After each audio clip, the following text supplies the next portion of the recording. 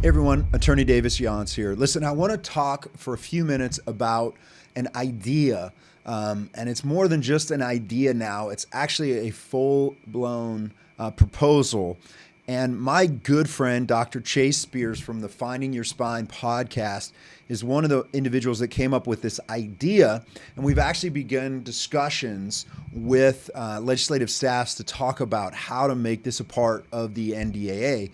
But the idea is pretty simple. How do we start to reform our military in a reasonable and appropriate way to get rid of some of the woke indoctrination that's occurred in the Obama and then in the Biden administrations? The answer is pretty simple. There should be mandatory training on the United States Constitution from a accurate historical perspective about the founding of the United States and the principles, not just the Constitution itself, but the principles that are key to help people understand it.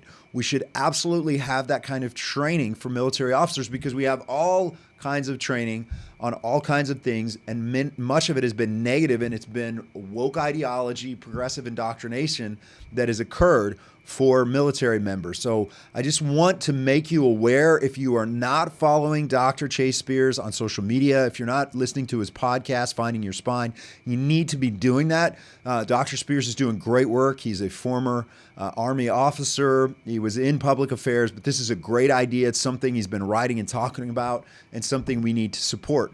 And it fits right in with the project that I've been working on with Chief End Media, which is getting out our book called Living for Leadership. That ties in with it because the whole point of this old guidebook, this old training manual for the Air Force back in the 1950s was, hey, we can beat the communists, we can win the Cold War if we go back to an understanding of what our nation is. So Living for Leadership is a resource tool. It's a guidebook, a canceled book now by the United States Air Force, but it talks about the Constitution, talks about our history, talks about character. So that's the kind of training I think we need. We need a basic understanding of the Constitution by our military officers and our enlisted personnel. Why? We all swear an oath, the same oath I took, to support and defend the Constitution of the United States against all enemies, foreign and domestic.